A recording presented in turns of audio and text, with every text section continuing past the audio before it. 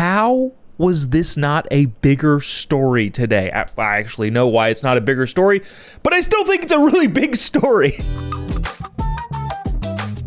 The New York Times had an article recently that proved something that we all kind of knew. Hunter Biden was using his dad, or at least attempting to, in order to make money in overseas business deals. First of all, Hunter Biden was an energy executive for a Ukrainian energy company. Obviously, he has an extensive background in energy consulting in global affairs. Well, actually, no, he doesn't, but still, he got the job on the board of Burisma. The New York Times released got documents, put out a story about it that said, yeah, it turns out Hunter Biden was trying to get help from the State Department while Joe Biden was the president. I know this probably comes as a shock, complete and total befuddlement that this is happening to a lot of you folks watching this, or wait, actually, no, nobody is surprised. We all knew it was happening, but I do think there is a bigger story here at play. But just in terms of what actually happened, the New York Times said, well, the government released documents not previously seen that confirms the fact that Hunter Biden, while Joe Biden was president, was attempting to get help from the State Department, which again, we all already knew, but it hadn't been confirmed until now. Here's the actual story. The New York Times painstakingly, not really painstakingly, but the New York Times does outline the timeline in which these new records were revealed that I thought was pretty fascinating. The department's release of the documents, this is the New York Times, to the New York Times came shortly after President Biden dropped out of the presidential race. I wonder if that's just coincidence, the timing there? But, they go on.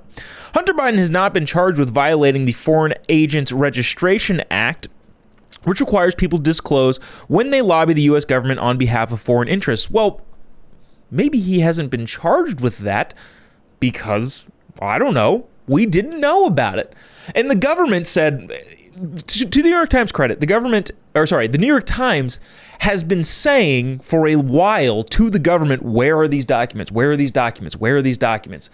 And the government's like, I don't know. Who knows? Maybe they're in Joe's garage next to his Corvette that almost burned down because of kitchen fire. Maybe they're there. But all of a sudden, when Joe Biden drops out of the race, we found these documents. Now, here's the problem is I don't think anybody cares, and there's really no reason to care. Joe Biden is effectively politically no longer relevant, and therefore stories like this aren't going to get talked about really in any sort of media sector, considering that he's no longer on the table to continue being the president. He's going to, on his last day of office, or honestly, probably sometime sooner, probably the day after the election, Joe Biden will pardon Hunter for a myriad of things, probably just a blanket pardon for Hunter. But it turns out that when somebody is no longer politically relevant, that is a part of your party's side, then the government says, look, we found all the paperwork. It's right here in front of our faces. I don't know how we've misplaced it so long, but I'm sure the timing of this is all coincidental. I think the New York Times article that they have actually says that the timing is coincidental. Now, there's a lot more actually in here. They talk about Hunter Biden's laptop that was abandoned and some of the timelines regarding what was in the laptop versus the government's documents versus... There's a lot. I don't actually think any of that really matters. My biggest thing is the fact that the government held information from the public in order to aid the rich and powerful. Hunter Biden, Joe Biden, the Biden family as a whole. That, I think, is the bigger problem that I think people need to be concerned about, worried about, talking about. And what Hunter did, I don't want to excuse it all. I'm not trying to dismiss his actions. But considering the fact that Joe Biden is politically irrelevant, I think that story is going to go away. The bigger overarching story behind the Hunter story is the government will do anything in its power to extend the bureaucracy to a point where it only exists to further the bureaucracy.